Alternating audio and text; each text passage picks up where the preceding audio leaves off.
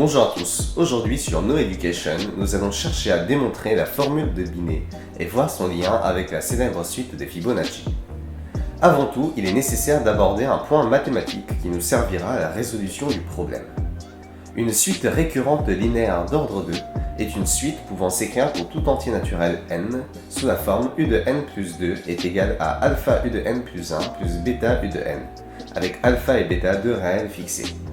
Ces suites ont donc la particularité d'être définies en fonction des deux termes précédents.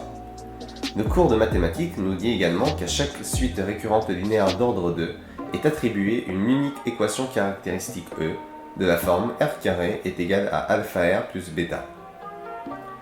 Dans notre cas, intéressons-nous uniquement au cas où le delta de cette équation caractéristique est strictement positif. Nous avons donc deux solutions réelles que l'on notera R1 et R2. Nous pouvons alors démontrer que dans ce cas précis, une suite récurrente linéaire d'ordre 2 admet forcément une formule explicite de la forme u de n est égale à lambda r1 puissance n plus mu r2 puissance n, avec lambda et mu deux réels à déterminer. Maintenant que le point mathématique est terminé, nous pouvons nous attaquer réellement au problème. En 1202, le mathématicien Leonardo Fibonacci invente un problème mathématique basé sur l'évolution d'une population de lapins.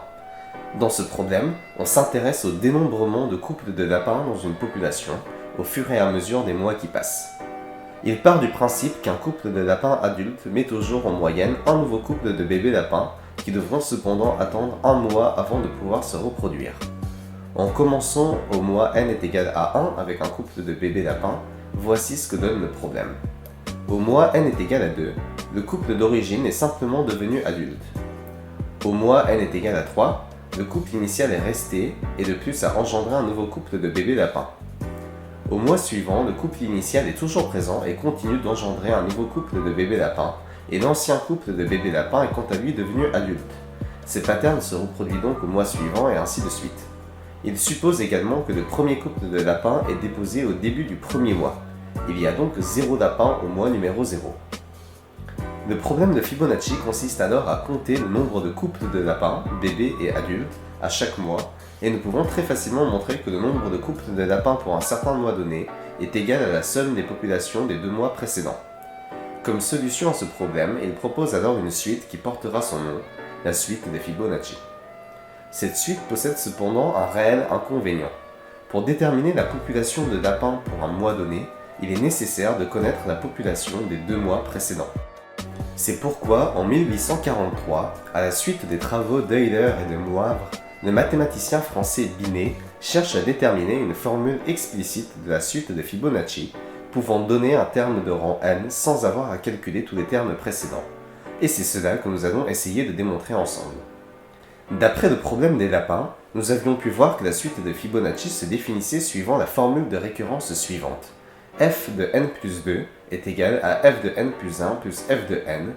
La population de lapins à un mois donné est égale à la somme des 2 mois précédents.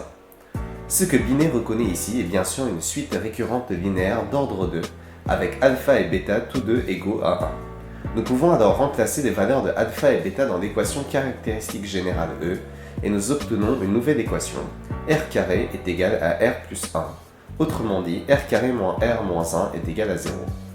Calculons alors le discriminant de ce trinôme et nous obtenons que delta est égal à 5, delta est donc strictement positif.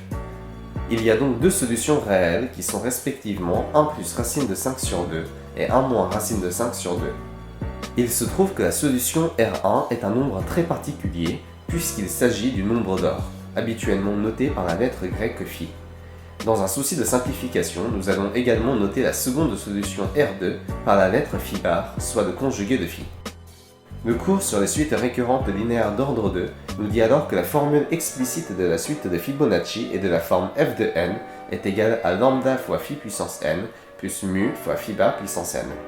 Pour déterminer les réels lambda et mu, il faut se baser sur les conditions initiales qui sont que f de 0 est égal à 0 et que f de 1 est égal à 1.